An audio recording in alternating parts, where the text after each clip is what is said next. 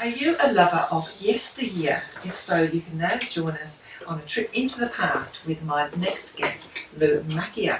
Lou has produced a book called A Pictorial Parade of Western Australia, featuring sensational photos of WA's bygone days. And Lou joins me now. Good morning, Lou. Good morning, Lorraine, and good morning, listeners. Thanks for coming in today. Most welcome. I've had a good look through this book. Where did your interest in historical photos start? Well, it started with history back at school. I was always interested in history, and I used to collect photographs like people collect stamps. Okay, I was a stamp collector myself, but these photographs are intriguing. Just tell us a little bit more about this book that you've created. Well, the book virtually begins at the early 19th century, and it's virtually illustrating people's lives, frozen image, the way they worked, their activities, families, an historical event of that particular day. So it's time frozen in that time when that was taken, no different than today. Okay, now I'm just looking through here that there's 100 pages, and quite a few of the pages obviously have more than one photograph on them. It must have been quite a labour of love to put this together. Absolutely. During the winter I used to rebuild photographs because they were stained, ripped, creases, and so I digitally rebuilt the photographs, and from there on slowly start putting something together, and virtually in 10 years in sort of part-time basis, and 15th of the December of 2010 we decided to produce 500 copies. Fantastic. That's certainly 10 years is a lot of work that's gone into this, and it presents almost like a photograph album, which I really like. I like that photograph sort of album style. How much work did you have to do to get the photos to present in this way? A lot of hours have gone into it. You couldn't put a price on it, but it's virtually the pictorial history, virtually from Perth, the goldfields, farming community. I mean, you look at the farming there. They used to have one picture there. There was 8 draft horses. That was 8 horsepower at that time. Mm. And the draft horses in those times. Today we have GPSs. Well, the horses are GPSs, and the farmer would be there with these reins and virtually steering the horses. They knew exactly what to do. It's incredible how much life has changed in a relatively short period of time, really. It has, absolutely. I mean, bagging wheat, ladies in fashion. One of the pages there you can see fashion in 1880s and 1920s, and you can see the families.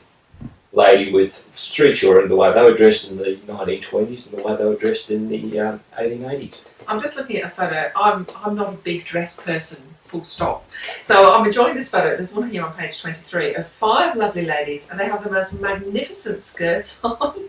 They actually look a bit like feather dusters, so they're that puffy. Just the fashion. I mean, what are your favourite photos? As you've gone through, what interests you most about the photos? Well, what I look at, that particular photograph there on page 23, see electronics these days, I've got the iPad and I can go scroll through, because that's what's going to happen in years to come. Schools will all have iPads and no more pencils and everything else. But that there is virtually at the Catholic education. What you see in the background there is the cathedral in Perth. And those ladies there were teachers of the girls' school, which are girls' schools on the right-hand side. In the 1880s, you know, that was the dress of the day, and that road there, as you go up to Cathedral Avenue, as you can see, it was just a dirt track. Yeah, it's just incredible. Just to have a flick through here, and some of the goldfields ones too. Of course, James Balzano is in here, so lots of familiar names right throughout Western Australia. Obviously, all of these photos have their own story. Do you have a particular favourite one you're really attached to? No, I think they're all. Look, I spent hours. I've been taking photos out, putting photos in. My aspect is virtually every single photo has to tell a story of that frozen time. Mm. And it's painstaking, right up to the last minute. There's a page there in Albany, for instance, the old Albany Esplanade Hotel. That was built in 1892 and it caught fire in 1908. And unless you've been to Albany and appreciate the old Esplanade Hotel, I happened to be in Albany the last long weekend. And I was at a friend's home and I saw that in the back room and I said, I've got to have that shot. So I replaced that shot because that shot tells a story. Yeah. Unless you go to Albany and you see the pine trees there and you see reclaimed land, because on that shot they show you there's cows on the beach. Oh my goodness. So that's where it is. So every single photograph that's been selected there, I want that photograph. Look, you can put any text you like underneath there. You could have creative, anything, Tom, Perry, whatever. But the photographs will give you that story. And then it's your imagination, what you want to look into that photograph. Always with photographs, I wonder what's happening outside of the frame. Like the mining ones in Kalgoorlie, how hot was it that day? And they're all still dressed in suits, Just amazing stories, like you said. Do you ever stop? I mean, imagine after 10 years of collecting photos just for this book, can you actually stop and say, right, that's it, I'm finished? Or is this going to go on forever? Is there another book already in the pipeline? There is another 4 books in the pipeline. 4? Yeah. One I was going to also release, virtually compiled with this one before Christmas, was the Victorian history of the motorcar in Western Australia. That's another story. And it all began from the goldfields as well.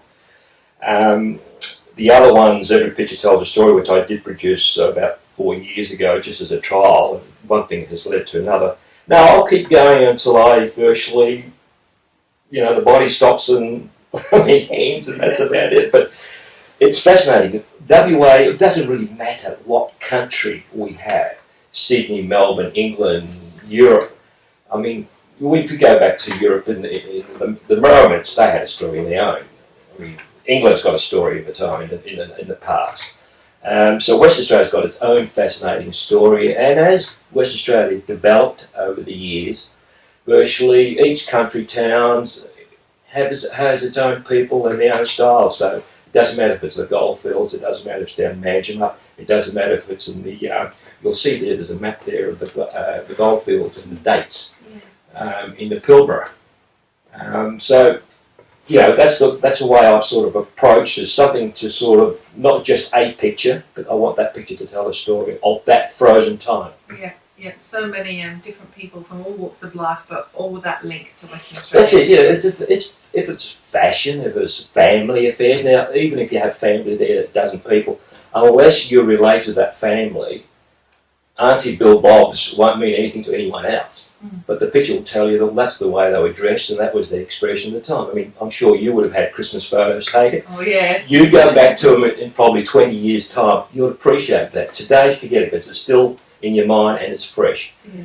I mean, as I'm driving around the countryside, various doing the corporate works, my eyes are always scanning. I have jumped many fences shooting old materials and old farming equipment and things like that, because that's the past. Yeah, it is. It's history speaking to us today, which is fantastic. Now, people can have a look at these pictures online, is that right?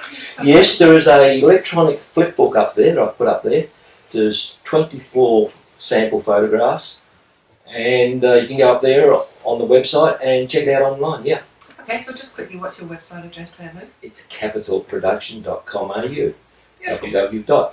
I did have a quick look on there yesterday, and there's certainly a lot of history to explore there. But Lou, thanks very much for coming in today. I look forward to having a better look at the book after the show today. Thanks for your time. Thank you very much. You're most welcome. Thank you. That was Lou Macchia there, who has produced the book, can't get it out, too many P's, A Pictorial Parade of Western Australia, which has some sensational photos of WA's bygone days. Here's James Blundell, way out west.